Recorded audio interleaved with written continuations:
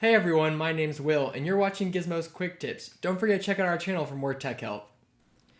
Hey guys, how's it going? My name's Will, and today I'm going to teach you how to use the Snipping Tool on Windows. So for those of you who don't know what the Snipping Tool is, it is basically a screenshot device that you can use on a Windows computer to allow you to screenshot a certain area of your screen and save it as an image somewhere else. So to get to the Snipping Tool, all you have to do is go down here to where it says type here to search and type in snip or even just SNI and it'll pop up right here. So once we're here, as you can see, it says it's moving, but you can continue to use this for now.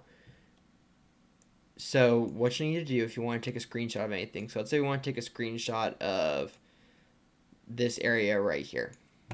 Once the snipping tool is open, we're going to press New Snip and see how the screen becomes white.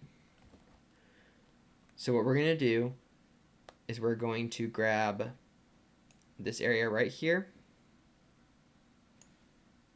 And now that that's done, we now have the screenshot here. So we're going to click File, Save As. We're going to name it Screenshot. Make sure it's on the desktop. You can put it wherever you want, honestly. Click Save.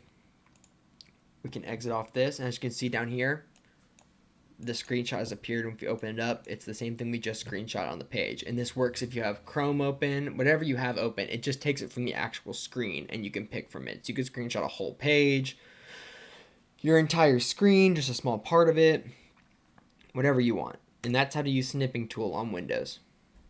Hope you all enjoyed that quick tech tip. Don't forget to like the video below and subscribe to the channel for more quick tips. Be sure to post any tech questions you have in the comments below. Also, check us out at www.neighborhoodnerds.com or on our Facebook and Twitter in the description. See you guys next time.